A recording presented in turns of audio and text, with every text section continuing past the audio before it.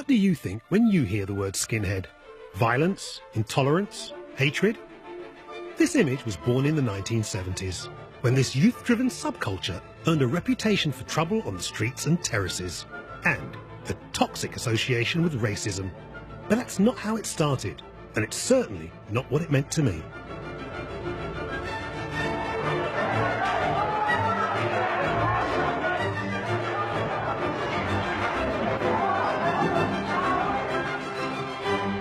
There was a time we were united on the dance floor, dressed to kill, and if only for a moment, it felt like colour didn't matter.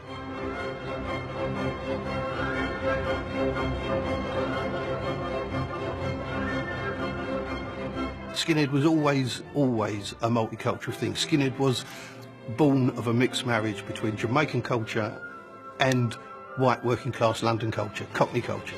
And that's what it always was. So for any of these idiots to come along later and say, no, it's a racist thing, how can it be racist? How can you be so ignorant of the roots of the thing you're trying to be? Subcultures are interesting.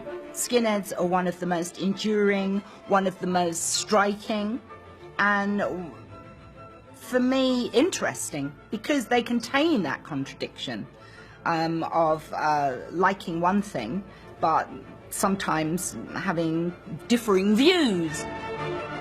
This is a story of kids trying to find a voice and a place in society.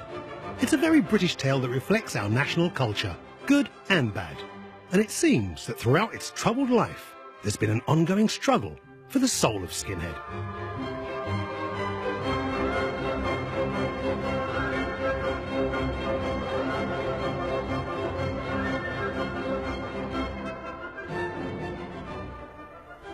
I was born in 1956 and reached my teens on this very estate in Stockwell, South London. Back then, like most working class kids, I used the only two things at my disposal to create my identity, music and clothes. And in those days, round these parts, it was all about Skinhead.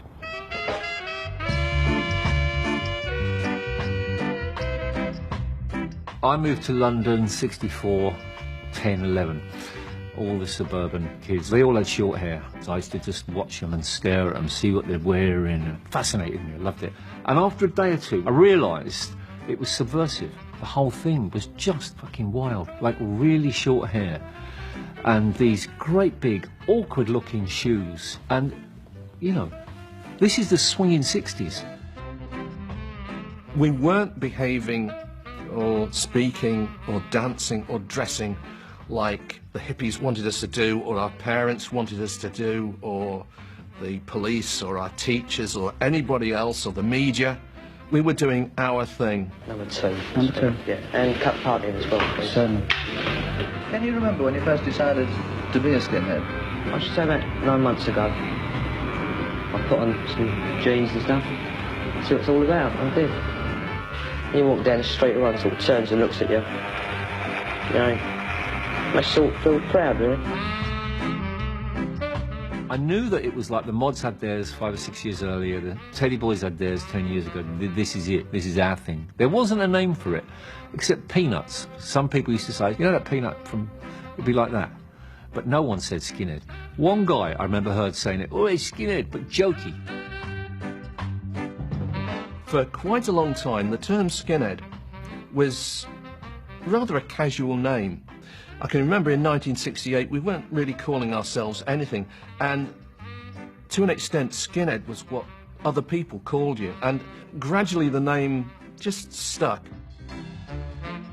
And I don't know if the others recognised it, because they didn't speak about it, but I was thinking, wow, look what's going on here. To many people, raised on a certain idea of Skinhead, the real roots of the movement are surprising. As although the basic ingredients of these subcultures had already been established by Teddy Boys, rockers and mods, it was the arrival of my parents with the Windrush generation after the Second World War that would play a crucial part in this particular story. Because along with their hopes and dreams, they also brought style and some brand new sounds. Both found favour with these white working class kids and seemed to contradict the emerging racism of the times. I guess like previous youth generations, it's about people trying to find an identity, but these white working class kids seem to be taking tips from distant lands. That was the first wave of Jamaican immigration that had come in and was then starting working alongside white workers, and particularly on the docks. And kids, I think, who were starting on their working life, trying to look more manly and doing all this kind of business, adopted those kinds of styles, and that was the same for black youth and white youth. It probably started out like that, which was sort of working class. I mean, I even used to wear a donkey jacket with, you know, with Dr. Martens and turned up Levi's.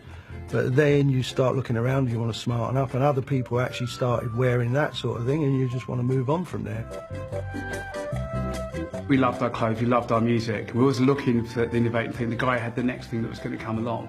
We discovered this Ivy shop in Richmond, and it was just like, wow, it was like a treasure. They had all the stuff that we like or wanted to access, but quality items. And they had the button-down shirts. They had the brogues and the smooth loafers that you wanted, the really slick-cut Crombie coats and so on.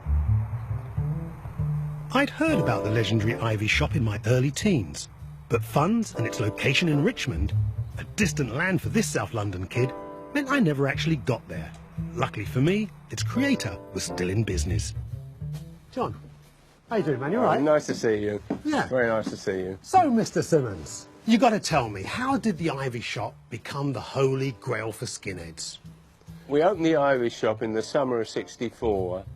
The initial idea was we were crazy about American Ivy League clothes, this sort of collegiate kind of look. And that's what inspired us to open the shop. What did you make of this new clientele that you were getting? We gradually began to develop a clientele that wore a clean-cut look that did inform, I think, the skinhead situation later on. Well, I've noticed over your shoulder here, there's something that looks like a Harrington jacket. And well, I've heard that you were the one that named the jacket. I did indeed. Can I have a look at this? Is that all right? You can have a look at that. This is a casual jacket of ours, which is similar to a Barracuda Harrington, which is the jacket that really got this whole thing started. We visited Barracuda, I think, just a couple of months after we started, and then one was watching the TV and you saw the series Peyton Place. Black and white, I remember that. In which Rodney Harrington wore the Barracuda Harrington. And that's how it got its name? We were selling it in the shop, and he was wearing it on the TV, so we used to put tickets on saying the Rodney Harrington jacket. And after a while, say a few months, you got a bit lazy, and then we'd drop the Rodney Harrington jacket, and we just called it the Harrington jacket. And the rest is history, really, you know. It became the skinhead staple was born. This was stuff which would have been recognised over in the USA as being, well, rather preppy. We got it somehow, second-hand, third-hand, and we put sort of a cocky street edge on it. Attire for me was always quite slick, you know, and they took a lot of time and detail into making sure that their appearances were spot on. One of the jokes around Harrow was, oh, I like your suit. Thank you. Was it made to measure? Yeah. Who for? The girls were gorgeous. Most of them were very, very chic and very, very smart.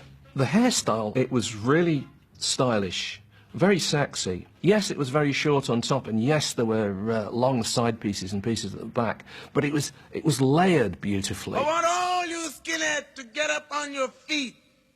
Put your braces together and your boots on your feet. Although we were tapped into American culture, it was a little island with a big bass line that really captured the imagination of the emerging skinhead scene. What was it about Jamaican culture that attracted you white guys? It was unique, and it was a bond we had with our black friends. It was something that we could all share in. I mean, even what we were wearing, the trousers up high and things like that. You know, that all came from Jamaica, I would say, rather than the States. Black people just seemed cool in those days.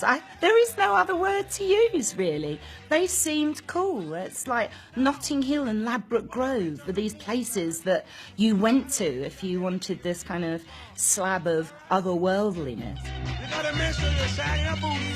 they came with a style, they came with a fashion, they came with a look, which again was embraced along with the music, and Skinheads embraced that as well. Now remember, I'm your boss, Skinhead speaking.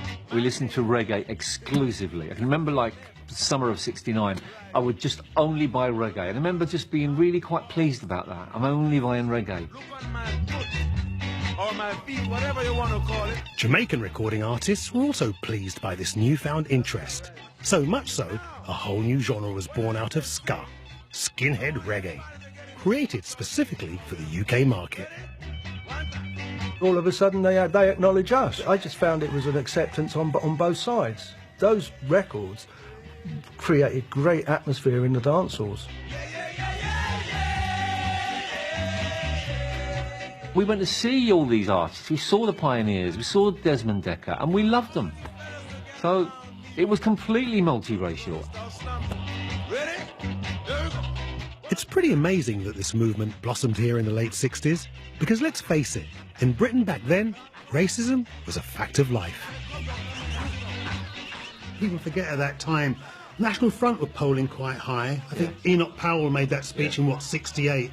And also I'm guessing that some of the white kids' parents were a little racist because they were scared of this I'm thing. sure. One thing you've got to remember is that Britain overall was a much more racist society back in those days. You could get away with Pakistani jokes on the radio. I went to school around the corner in Willesden, and the teachers were openly racist to the black kids. So, I mean, that's how England was. My black mates, I would take home and my dad would raise his eyebrows. It wasn't done in those days, you know? It's like, oh. As we entered the 70s, the ugly intolerance common in these years entered the bloodstream of Skinhead. Who's your natural enemy? Packies ain't so much your enemy, they're just like a pastime, aren't they? Packies? Yeah. What do you mean by Packies? Pakistanis. You don't like Pakistanis? No. It's not their colour, because we like, you know, the Jamaicans are all right. We mix with the Jamaicans, yeah. We go So there's about a with a couple lot of of it. Jamaicans. Yeah. You like Jamaicans, but you don't like Pakistanis? They're all white. I know, we mix in with a load of Jamaicans, got a lot of Jamaican mates. I mean, they don't like Pakistanis either. A slightly younger generation started to come in, and they did get the idea that they had to buy a package of ideas. They had to buy the Paki bashing idea. Play up to the headlines. Yeah, and what you've got to remember is that by late '69 and early 1970, those of us who'd been there at the beginning were starting to get old. I remember one time wandering off the estate and bumping into some skinheads that definitely weren't on side. I made a hasty retreat back to my block, and my mother, hearing the altercation outside, ran down, trusty kitchen knife in hand, and proceeded to tell them about their mothers. Lucky for those skinheads, they did the right thing. When skinheads turned up, it was like they'd had a precedent. I mean, you weren't surprised by that. You weren't surprised that there were elements of white youth that thought that kind of thing. From its beginnings on London council estates, Skinhead was now entering the dangerous waters of the mainstream, and all the media attention that came with it. The media love a good moral panic, and in 1969 they were looking for this year's mods and rockers, and suddenly there we were, this ready-made youth cult. When the media articles did first come out, me included and some other people thought, oh wow, we're getting a bit of recognition. And then those kids, the same ones who were right up the front, they started growing their hair long. And first of all, it was just the hair, and then it was the clothes. And by the end of 1970, dare I say it, flares. This might well have been the last call for the originators, but Skinhead didn't die. Instead, it found a new form and a new legion of followers. The boots, the jeans, and the Harrington jackets and things like that, the football supporters adopted those.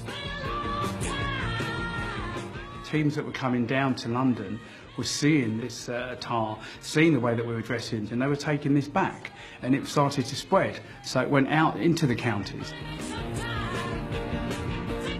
The inherent working class appeal of Skinhead found a natural home up north. London might well have been swinging, but the rest of the country was less prosperous. It's only later that I found out that a skinhead thing persisted quite some time up there. And that makes sense when you consider that to a great extent in Britain, fashions seemed to start in London and spread out from London. Now, truth be told, I've never been to a football match in my life, and I was curious as to how the skinhead style was spread through the terraces. So I figured I'd better speak to those that were there. First stop, Yorkshire, to meet the Shipley Skins. Jack, Austin, when and how did skinhead reach the north? A guy moved up here from London. He came up with his stay press and his boots and his shaved head. And we were all football crazy, so it wasn't skinheads who started watching football, it were football fans round here who started dressing as skinheads.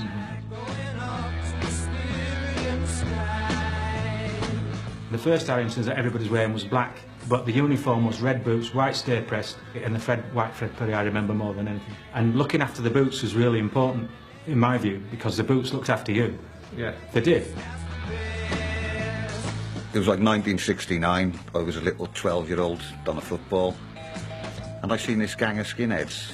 To me they were men like, you know, 16, 17, 18 years old, and they were like an army, and it just had this impression on me, you know what I mean? So that was it. I went home, got my hair cut, stole my brother's work boots, nicked my father's braces, and I'd become a skinhead.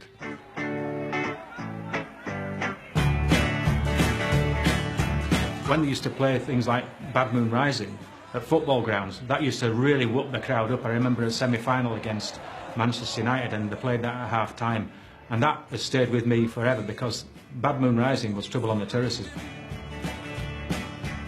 You know, if you went to football, you would go there to support your team and to defend your end. Football was the only bastion where you can go there on a Saturday or a Sunday, scream and shout obscenities, threaten people and not get arrested. We were fucking horrible. We wanted to fight with everyone, like, you know? And it's not nice, but kids are kids, that's what they do, do you know what I mean? It's almost like a rites of passage thing, isn't it? Well, it used to be. They'd sign them up and send them off to fight wars, like. But like after the Second World War, there wasn't any more wars to send the kids off, so they had to release their testosterone. Exactly, Get it out there. Yeah. You know, like lions, they fight each other to establish who's the best, and we're just the same. You know, we're animals. Aggro words came in. We'd never heard of aggro before until we heard the Chelsea aggro and all that sort of thing. We heard all these songs, and we became Shipley Aggro boys.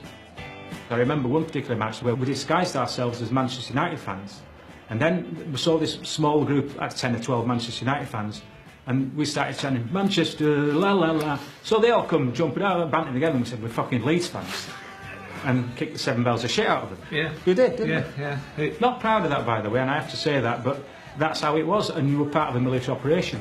Now in London, there's a lot of interaction with the Afro-Caribbeans. What was going on here? There was a good number of black skinheads in Bradford, yeah. We didn't consider them black. There were skinheads. They were our mates. There weren't West Indians with same clothes on. There were skinheads who liked our music, our football, not even all the same football team. There were many dark faces, there were many black faces going to football. You know, I never got once confronted by that, but I was totally aware of it, and I heard stories and I knew about stuff. But there was a dark side of it. You know, there was this dark side in football. This dark side obviously made for great headlines and was further intensified by the publication of Richard Allen's book Skinhead in 1970. It became the Bible for these new skinhead converts. Trouble was, its hero Joe Hawkins was an out-and-out racist. Consequently, it had a lot to answer for. The book was passed around, and it was my turn, and I got over the book and I read it again, and I'm not, you know, I sort of admired Joe Hawkins because he was a skinhead I wanted to be. I liked the way he looked. The front cover was very sort of, you know, big sideburns. Yeah, it was a big burn. And then the fact that he didn't like policemen. You know, I mean, now I realise how juvenile my thought was, but it influenced me. There's no doubt about that. So, for a while it's about style, music and football. And then politics seems to come into the mix. Definitely down in London. Was that the same up here? It did for a short while, yeah, where we had one guy come. He was Barnett Little's cousin? Yeah. He came and he was young socialist. The behind the scenes was National Front. And they actually took us to, I remember going to Scarborough for a weekend, all free. You can imagine young folk with no else to do, jumping on a coach. And the conference was held at the Spa in Scarborough. And they wouldn't fucking let us out. They got us in there and they locked the doors and we wanted out. We went to Scarborough for a good time. We didn't go to listen to all this bollocks about politics. And that seriously, that happened. And they still kept on and a few guys got hooked into it.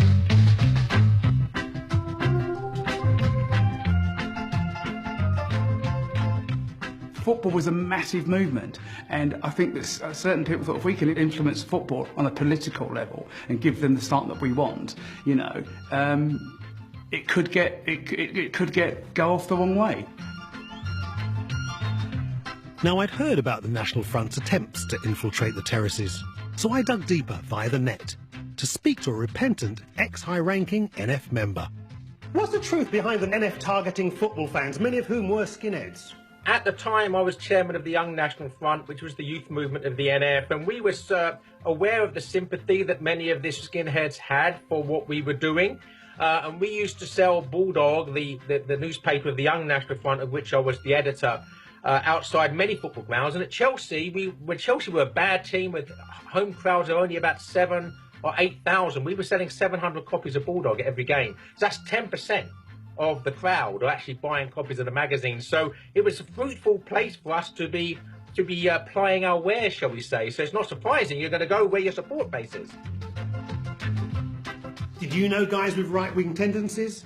Well, I were a member at National Front simply because they used to have a disco and they wouldn't let you in if you weren't a member. So I used to go to a regular meeting on Thursday nights, Belfry it was called, Belfry. Yeah, big pub. Just for music and stuff. Why do you think the skinheads found the National Front attractive? I think the skinheads found the National Front attractive probably for the same reason I did. They were white working class at a time of major demographic change, of economic hardship, of class identity, of racial identity. And I think all of those things came together in a tribal cohesiveness. And of course, then once you have a crucial number of skinheads, then the rest of the skinheads want to be part of the same scene. In order to be a true skinhead, you have to be a member of the National Front, and it becomes a self-fulfilling prophecy at that point. When I joined, as far as I can remember, I was the only young member, sort of under 25, and now there's so many I don't know how many. There was an element that tried to hijack the terraces. Of course there was.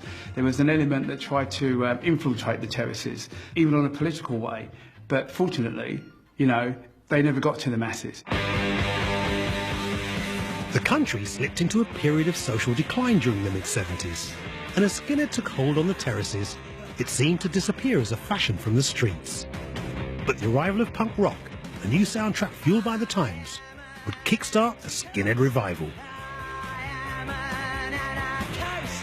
In 1977, as DJ of the legendary Roxy Club, the UK's first punk rock venue, I was perfectly placed to see this forgotten army emerge from the shadows.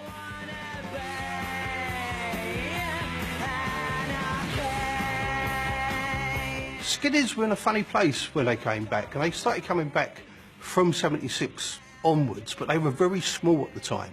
And at that time, the only places these kids could go were to punk clubs, and they didn't really like punk, because to them, a lot of the punks were middle class, a lot of the punks were posers, they didn't like the scruffiness.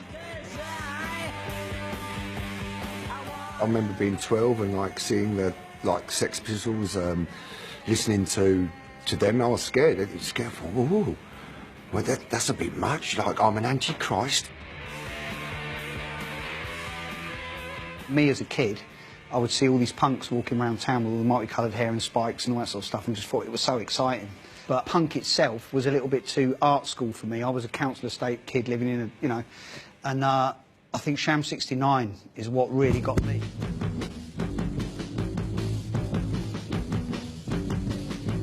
Sham had an upsurgence in working class people so much wanting something else and something new and something that they could feel that was a punk band. When Sham come along, and they were like the champions in their own eyes of the underdogs, and so a lot of kids gravitated towards them. I gave them a way into punk that they did not have outside of that. Their whole thing is not about being experimental, it is a structure. And I think what Sham did is they took that whole terrace chant thing and they tried to reinvent themselves. And I think they'd have done it and been much more successful if they hadn't been destroyed by the politics. By the late 70s, the right-wing politicians, they realised that there was an army who'd fight for them. Do you know what I mean? They saw a way of, say, recruitment at our gigs. The lost souls of whoever they were, in the weakness of whoever they were, could far more easily be contained and brought about into their party through a Sham 69 gig than probably any other gig they could possibly go to. I was very, very quick to recognise this. So therefore, that's why I quickly wanted to play the Rock Against Racism gig at any of them, to show straight away that I was an ally to the theme of Rock Against Racism than I ever was, do you understand, to their other event.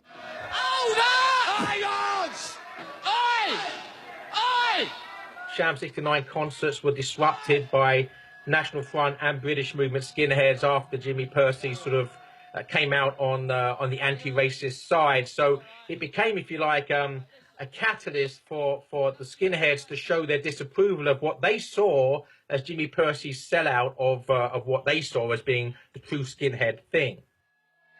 When Sham 69 had their last stand, a terrible gig at the Rainbow, it was that lot, all of them who caused it. And even though there was only 40 of them, they got a bigger mob around them, and that's what caused that chaos. And that was a terrible time for Jimmy Percy. What can I do? I mean, I'll do it for you. If you trust me, I would have trusted you.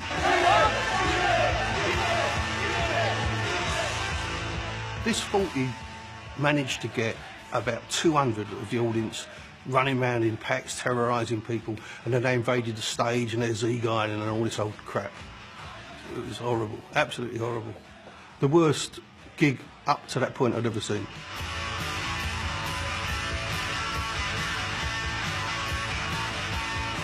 When people bring themselves out into the daylight, it's a completely different way of looking at things, isn't it? So that's what it did for me. It put a total value to their stupidity, do you understand, of saying, thank God you've done that, because now I can also go, look, do you really think I want to play to that? That's why it was the last. Do you really think I've got anything to do with this trash?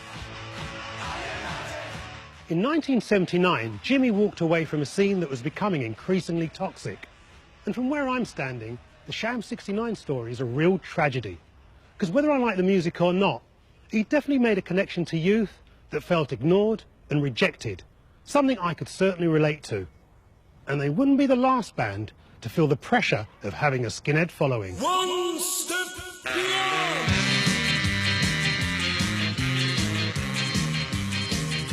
There was another movement waiting in the wings to pick up the skinhead slack, good and bad. Fueled by the energy of punk and a love of reggae, it focused on kids living on multicultural estates that had grown up with, well, kids like me. And it put style and music centre stage, because this was two-tone. We lived in a town called High Wycombe, which was west of London. It was an overspill town, so it was full of immigrants. Calypso was played all the time, reggae was played all the time, but our music, the white kids, you know, council estate kids, was punk rock. So when two-tone came along, to us, that was the kids of our council estate playing in a band together. You know, when the Specials done that music, Neville Staples and Terry Hall, that was us, that was me and Barry. These guys, they were us. And I'd never seen us jumping around on top of the pops. And when I heard that, just the call of One Step Beyond, I thought I'm having some of that. And I didn't really look at it as being skinhead. It wasn't about that. It was just about this music, I like, what they're wearing, I like, end of.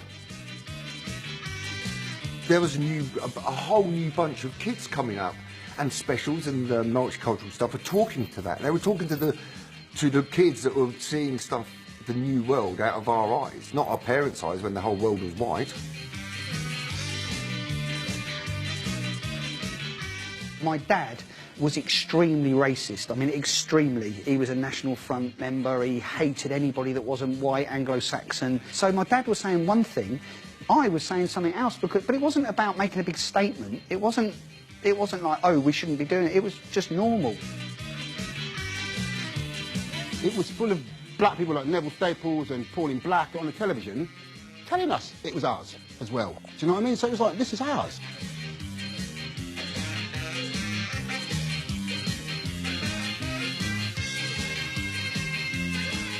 We didn't think, oh, we're skinheads, or we're this, or we're that. We were just, I had as many black mates that were wearing their stuff as anybody else, until the evilness of it all started happening, and then they were all chip.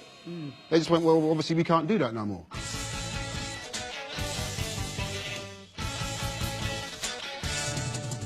You know, if you're playing, you have maybe the first 4 or 5 rows all Zeke Heiling at the stage, at some stage during your set.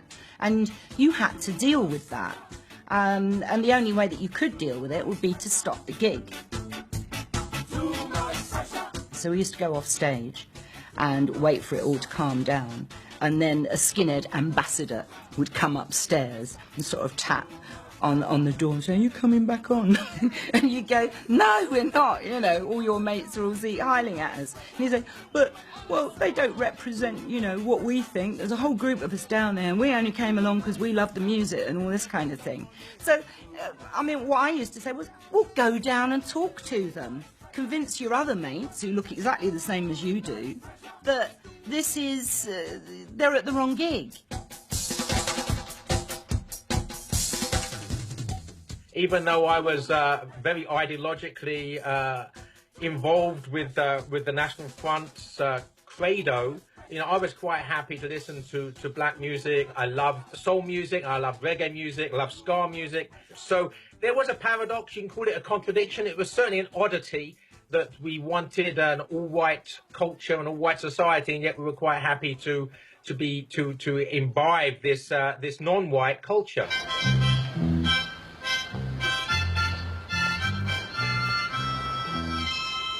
I still don't understand how any skinhead can keep that contradiction within themselves of loving the music and feeling that it is perfectly acceptable to practice racism.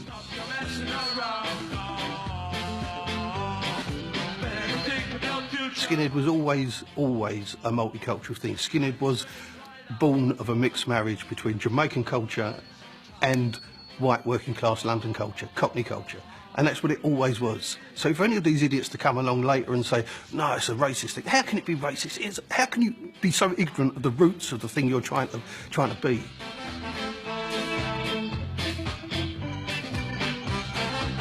It never made sense to me, like, do you know what I mean? Why the fuck would a racist want to go and watch two-tone bands, you know? Because the whole idea of two-tone was multiculturalism. But the same thing, I think they went along just for the fucking trouble. So all people would see is skinheads in trouble, like, do you know what I mean? And they'd see some of them, like, you know, with that fucking white power t-shirts, and they'd assume that all the skinheads that were there were white power.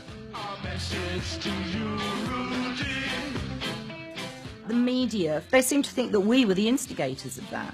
And in some ways, the two-tone completely missed the point with some right-wing movement that attracted skinheads, and we were a threat to society in some way or another, without ever thinking past that, or even thinking, well, there's black people who are in these bands, or even investigating what we were talking about. They tried to brand all skinheads as being right-wing thugs and idiots, which was never, ever true, to the extent that I think they actually transformed the way skinheads were seen.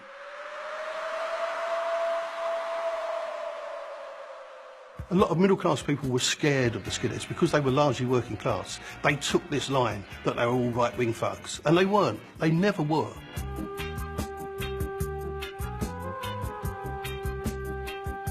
When I was a little kid in school, the teacher asked us, what do we think we are? Working class, middle class, or upper class? And nearly every kid said middle class. We were all from a fucking council estate, but we were ashamed to say fucking working class, do you know what I mean? There was a stigma on it. So when we reach like 12, 13 and become skinheads, we thought, well, no, fuck it, why should we be fucking ashamed? We become proud to be working class. Not so much proud, but unashamed. All the clubs are being closed down. We were the ones no one wants to talk to. You know, we were the scruffs. You know, we lived on council estates. There was nothing cool about us. And the more we were hated by the media, the more we were called the Nazi, hooligan, thug, scumbag, lowlife, drugs-sniffing, mugging old lady lowlife, the more it put us together. The more it made us outlaws, the more we were Butch Cassidy and the Sundance Kids, you know, and that's what we felt we were, you know. And that kept us together throughout the 80s. The coming decade would see yet another incarnation of skinhead, and one that confused the hell out of me. It was harder, it was tougher, and I couldn't see or hear any connection to Jamaica. Trust me, there was no black in Oi. This generation of skinheads were disillusioned and felt despised, so they needed a new soundtrack. It was 1981. By then, skinheads had come back on the back of Sham 69 and Two Tone. They was already back, like. So the older ones like me, we already knew what it was all about. The younger kids, they didn't remember the first time round. For them, it was like a punk-inspired skinhead thing. You know, hence the different clothes, like, you know what I mean? They were more like military, you know, with the flight jackets and stuff like that.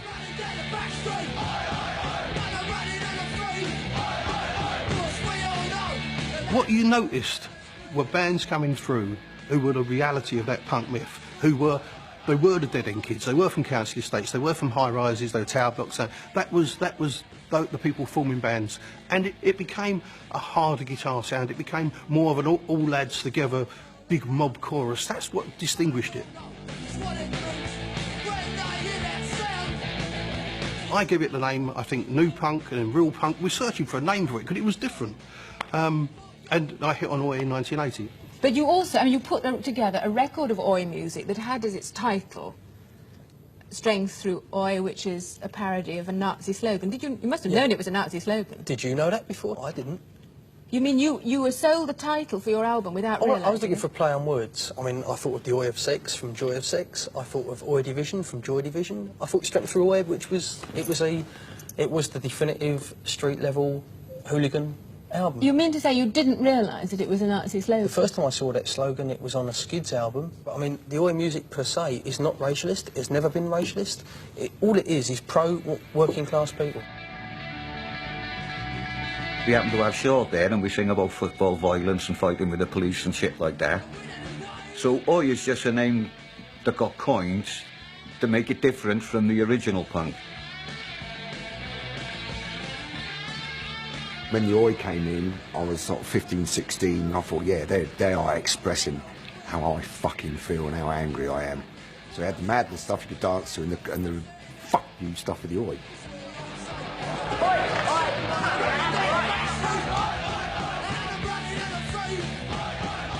You said earlier you were running around smashing things up anyway, right? Tell me about that. We had our moments. But yeah, we went down to see Angelic Upstarts and just fucking tore the place to pieces. I liked the Angelic Upstarts. There was no reason why we done that. It's just, we did it. When you hear the music, you feel aggressive. Then after, you feel like punching someone's head in. Like kicking their teeth in or whatever. You know, all you're going to do is go in a pub, get yourself pissed, kick somebody's brains in or something, then go ahead and smash a few windows or something. Something like that. There's nothing to do when you think about it. That's the only reason why people do that sort of stuff.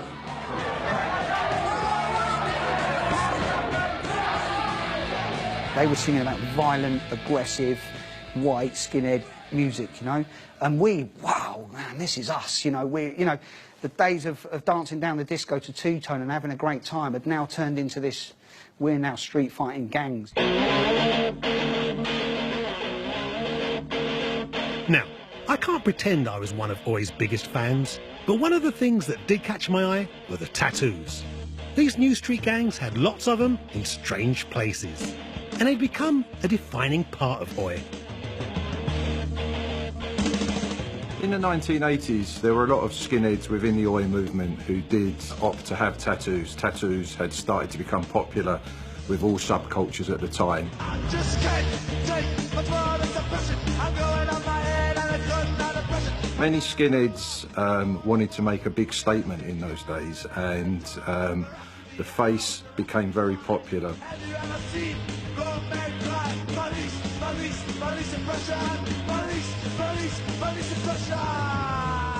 One of the problems with people getting their faces tattooed is that in some ways you're behind an ink prison. I guess you can move on from fashion, but you can't really move on from a face tattoo. Some tattoos, you know, you could regret because of your life choices and how they change. In London, in Leicester Square especially, you had all the runaways living on the streets, right? These are the ones who had the tattoos on the faces and were glue sniffing. And we as kids, again, you know, we were their age, we were looking at them, and we hero worshipped them a bit because they were the toughest, they were the hardest. This very white and violent incarnation of Skinhead seemed to be always looking for a fight. And once again, the National Front were there to give them a reason. How did the politics coming into the mix affect your attitude? Oh, mate, I was hanging out, everyone was cool, and then suddenly they started to listen to some of this other musics, which I'm a lover of music. So within the music they were listening to, there were some tunes that I thought, that's a good tune. It's a nice tune, I like it's the right tune. But what fucked me off is I couldn't go to gigs. Yeah. There was no chance that I could now travel with my friends. There was no chance that I could now continue socialising. I was out of the game, basically. For a black kid then, there was not much reason for him to get involved in the oi scene, especially when all he's seen in the newspapers and the telly was oi was full of skinheads, oi was full of fucking racism and shit like this, you know what I mean? Although I couldn't relate to oi, as a black man I could definitely relate to the growing discontent across the land. Something I experienced personally during the Brixton riots of the early 80s.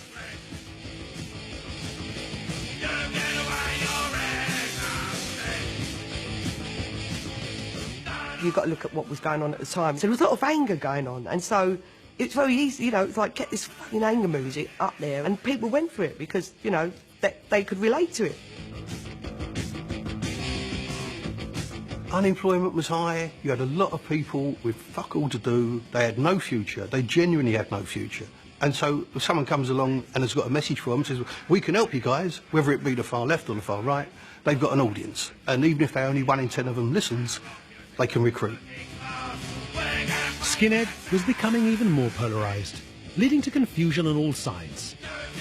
And in a year that was full of anger, the situation came to a head in the summer of 1981 at a gig featuring several oi bands that attracted a right-wing following, regardless of where they stood. 200 skinheads travelled to the large Asian community of Southall in London to attend a concert at the Hamborough Tavern. As they reached the centre of Southall, several skinheads ran down the Broadway, breaking shop windows. Here you had large groups of people, fascist people, who were doing Nazi-type salutes, writing NF on the condensation of the windows, and abusing all the Asians here that, you know, police still don't do anything. The idea that these bands went to Southall, an Asian community, with the intention of starting a race riot is just nonsense.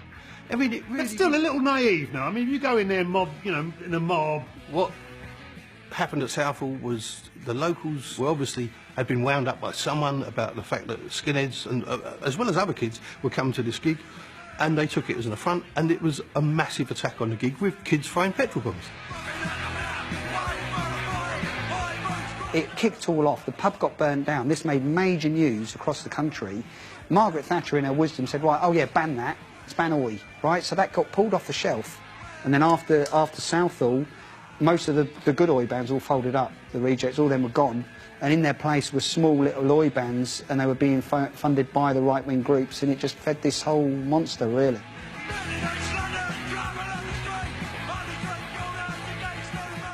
So, of course, the media picked up on that, and every time you then saw someone with the boots, high boots on and the bleached jeans, racist skinhead. I think the trouble really started up in London with bands like fucking Screwdriver, the out-and-out Nazi fucking bonehead bands. They got into it in a big way, the right-wing thing. I think they could see they could make money, they could play gigs, sell records. Being part of being a skinhead is to be a nationalist, to be patriotic and proud of your country and proud of your race. There's a lot said about skinheads being started from blacks and these them, but I don't think that's right at all. I mean, I've heard these rude boys or whatever they're called, but I don't consider them to be skinheads anyway. I think skinheads is a white working class thing, really.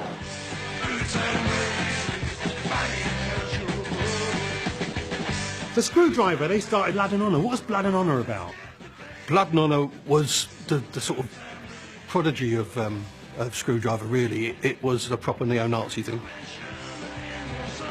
We were trying to bring about race warfare. So our job was to basically disrupt the multicultural society, the multiracial society, and make it unworkable, make the various different groups hate each other to such a degree that they couldn't live together. And when they couldn't live together, you end up with that ghettoized, radicalized society from which we hope to rise like the proverbial phoenix from the ashes. The rise of these right-wing bands led to the formation of SHARP, Skinheads Against Racial Prejudice, spearheaded in the UK by Roddy Moreno. We were reactionary, so we become like an anti-fascist band. Nothing to do with the country, it was simply because there was fucking boneheads out there making us fucking look bad. You had to do something, I guess. Well, if Skinhead was about anything, it was about, don't let people take the piss out of you, do you know what I mean? Be a man, man up like, do you know what I mean? So when we seen these fucking dickheads dressing up like us and coming with all this Nazi nonsense, we had to stand up and say, no, we're not having none of that. The Daily Mail tried to paint the whole thing as being this neo-Nazi movement, which it never ever was. And I think that media version was taken up by the media all around the world. If you put in the internet skinhead, you'll get like a whole list of Polish, you know, casuals running around at football matches. You'll get American, you know, white supremacist group. You know, where's the skinhead amongst that? You know, there is none. It's got nothing really to do with us. It's been hijacked by the media. It's been sold, and it's a shame that after 40 years, it's that same thing.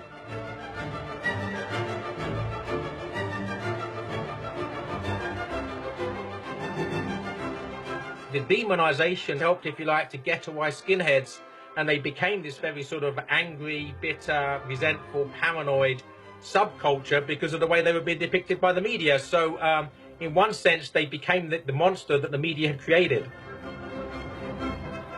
You look at most racist rallies, say in America, and they're dressed all in black, you know, military fatigues, the boots and that.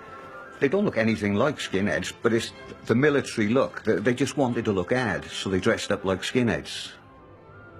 Particularly in Europe, and especially perhaps now in Germany and Eastern Europe, the skinhead movement has emerged as part of the new, what you might call neo-fascist response to the challenges of migration and European Union meltdown or whatever other political phenomena you want to bring into the equation.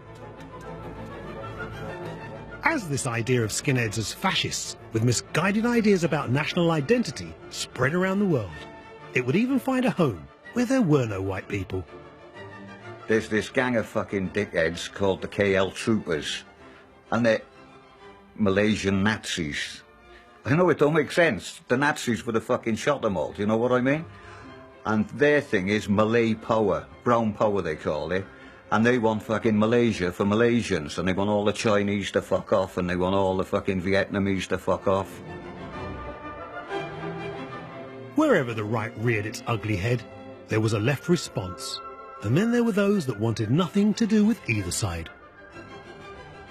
The global appeal towards the skinheads is because they stand up for themselves. And I think we all need that sometimes, to stand up and say, I want to be heard. You know, I want to be heard. And I think other countries, they have their downfalls and they've got their upset with their societies, and they just go, well, we're going to stand up for ourselves and say who we are.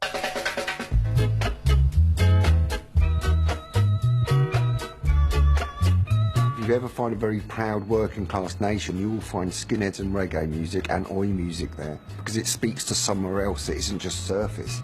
And I have spent 3 decades trying to suss out what that fucking is, and I think it's a little bit of a mystery. Something organic, something that goes deep when you're within a tribe. She was waiting so impatiently. I mean, I still have people come up to me today and say, "Are you a skinhead?" You know, and you go, "Yeah," and they go, "So you're a racist?" And I go, "What makes you say that I'm a racist?" Even now, after fucking 35 years fighting against it, Joe Public still assumes skinheads are fucking racists. Where we have one, everyone knows the fucking truth, you know what I mean? Everyone knows that there's skinheads and there's boneheads.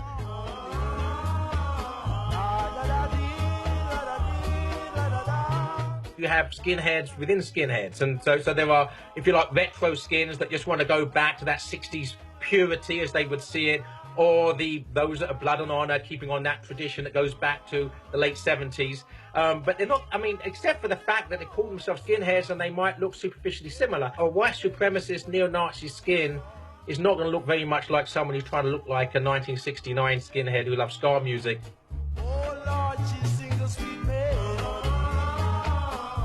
Subcultures are interesting. Skinheads are one of the most enduring, one of the most striking, and for me, interesting, because they contain that contradiction of liking one thing, but sometimes having differing views from what that might suggest. The fight for the soul of Skinhead has always been a one-sided battle, as these opposing views have been poorly represented. But there have been attempts to redress the balance. What do you think Shane Meadows was trying to do with This Is England? I think Shane was trying to put a truth across. An honest truth about how it actually was for his generation and that time growing up. There's a kid in it, he's like dressed up with his bleached jeans, he's got shaved everything, he's a full-on skinhead. And they're driving back from a National Front meeting, and he sat in the back and he goes, "Wasn't that all a bit of a load of old bollocks?" And mate, he stops and throws him out the car and leaves him in the countryside, and I thought, that's me. That is me all over. The Tim Roth film, it's like, warmth. You know, anything that gave a little nod towards who we were, you jumped on.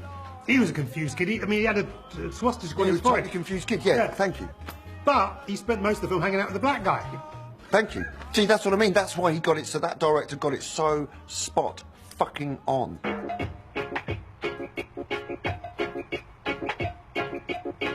Against a tidal wave of negativity, there's always been those that know the real story. And it's left to them to keep the original flame alive, in the form of skinhead revivals.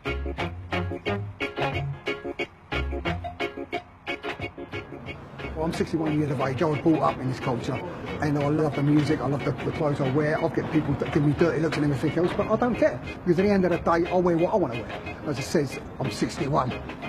I'm happy what I'm doing. I have friends, I have everything. But on occasion, you have people come up to you and say, "Well, you go, you're Nazi, NF and all this." I'm not NF. You know what I mean? What's the NF got to do dressing like this, you know? It's stupidity. It's a way of life for me. It's the music, it's the clothing, it's the culture. You know, from when I was young, that's what I grew up with and that's what I love.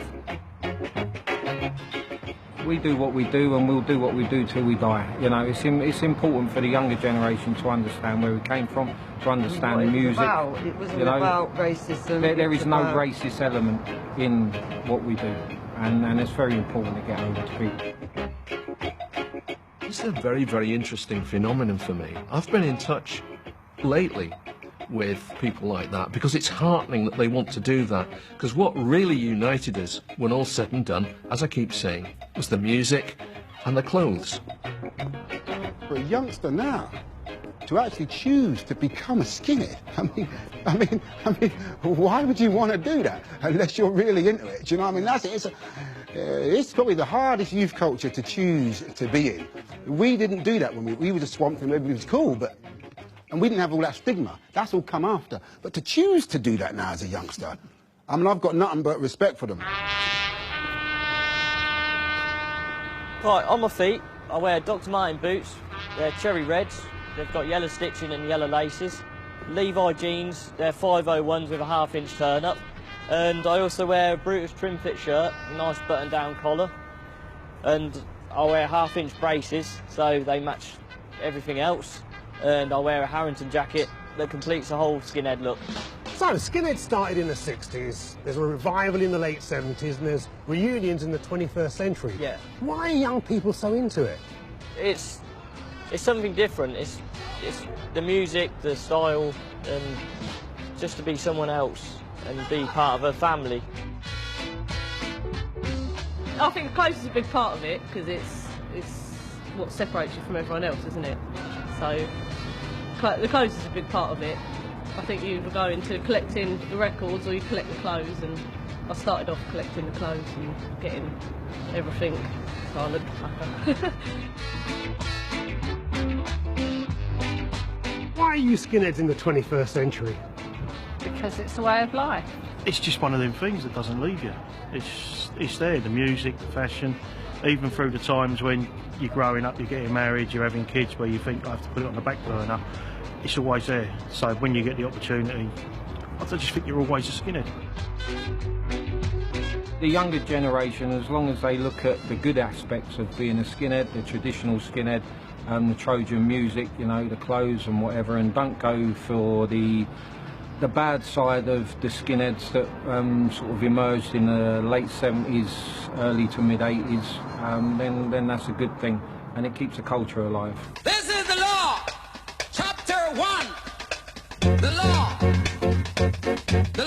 for the good, the law for the ugly,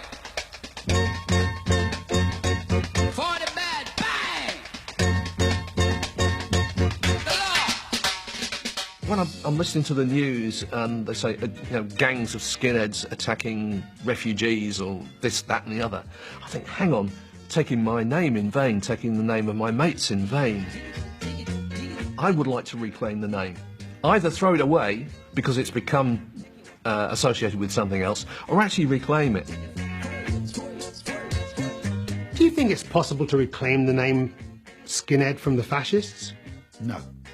No, I don't think so at all. For the simple reason that, again, those ideologies have been so sold to people in that skinhead is associated with, that it's like a branding. I get asked a lot by people about, like, well, you seem to know a bit about skinheads. Well, what's it about? I thought they were all racist, I thought they were all this, I thought... It depends on where you start reading your story.